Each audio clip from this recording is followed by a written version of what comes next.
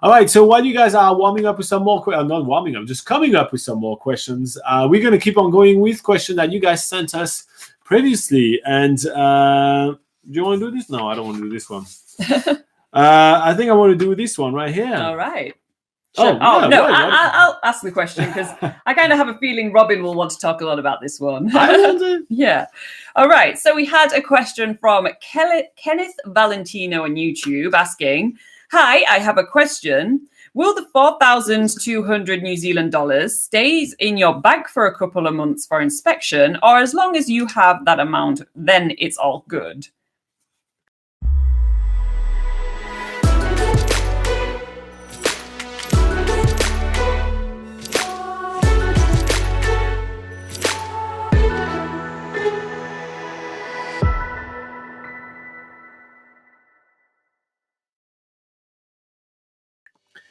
All right, so we are talking about the working holiday visa. That's the only visa that requires you to have 4,200 New Zealand dollars on your bank account as a condition to obtain your visa. Now, there is a lot of questions around this visa itself. So it's available from 42 different countries, and if your country is not on the list, sadly, you do not have access to the working holiday visa. And this condition of having 4,200 New Zealand dollars on your bank account available kind of scares a lot of people. So here's how it works. You have to have 4,200 New Zealand dollars or the equivalent in your own currency on your bank account at the time of entering in New Zealand. In order to prove that you have those funds, you need to have a bank account statement ready with you when entering the country. So when you get off the plane, you will go through the security checks and all those kind of things. Immigration. And then you have immigration.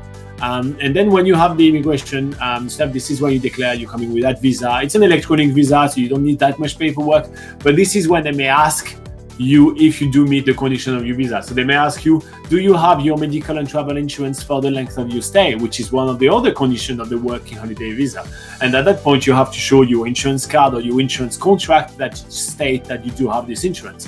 Then they may also ask you, do you have the required funds? And at that point, you show them your bank statement. Now, to get your bank statement, you usually just go to your bank, you get them to print it, they stamp it, they sign it, they date it, and you're all sorted. As long as it's within about 2 weeks from departure, you should be fine with that. Now, this money is not money that you have to have locked onto an account. It's not money that you have to have available for the whole time. It's not money that you have to give to anyone. It's not money that you have to deposit into a New Zealand bank account. None of that. It's just fun for you to have enough fund available to cover the cost of the time it takes you to find a job and to do this and to do that. So it's just kind of a safety net from the New Zealand government, making sure they don't have to support you when you come here. So you can spend the money, you don't have to spend the money as well. There is no tie to that. So you've got to know that. Steal your money. Like so many people asking us that and think that this money is going to be taken away from them or they have to lock it somewhere or anything. No, you don't. It's your money. You just prove that you have it available. Exactly. Prove that you have that much money or at least that much money, and that's all there is to it, really. Exactly.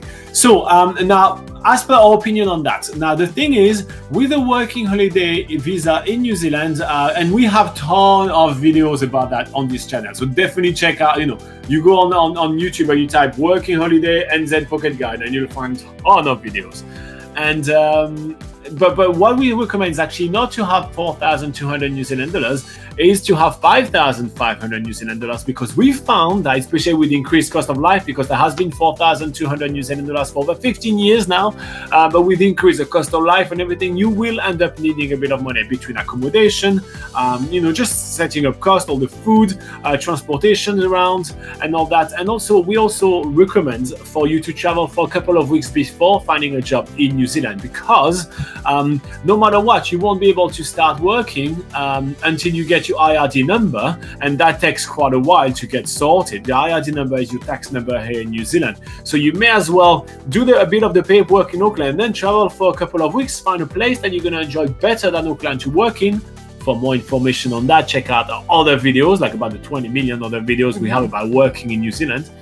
and you'll be able to then start working right on the get-go. Because if you start contacting employers and you don't have a local phone number and you don't have an IRD number, I can tell you they're just going to scrap your application and put it in the rubbish. Yeah. And if they receive your application again, they already put you in the rubbish once, so they're going to keep on doing it. So don't apply for a job until you are absolutely 100% ready to work. Yeah. And for these reasons, you will need extra funds, and that's why we recommend 5,500 New Zealand dollars. Yeah.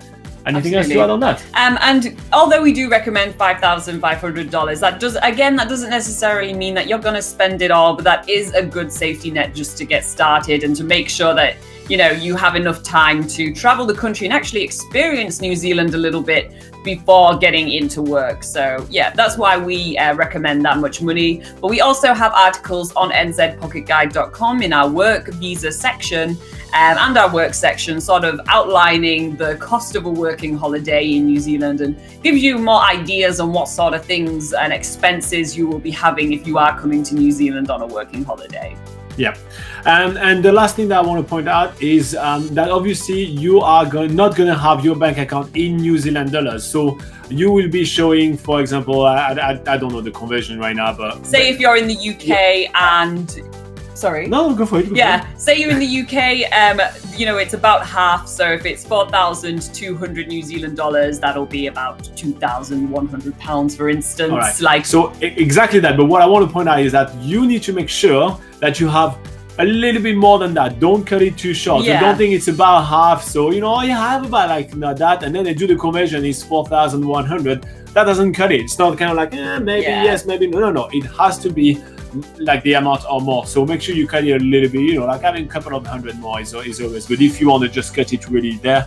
But again, we suggest 5,500. Yeah, and make sure you just do all that currency conversion online first to make sure that you do have in your bank account is is cutting it. Yeah. All right, so if you do want some more information about the working holiday visa in New Zealand, there is plenty of information on this channel and plenty of information on nzpocketguide.com. In order to find this information, you go on the tab which is called Work in New Zealand, and there is so many articles, so much to help, so much advice. And if you want to say thank you for all our hard work, just hit the like button right now. It's a free way to reward us for all the work that we're putting in all those videos and articles. All right, and obviously if you have a question of your own, put it in the live chat as well or on the comments of these videos. Anyway, let's go back to the live chat.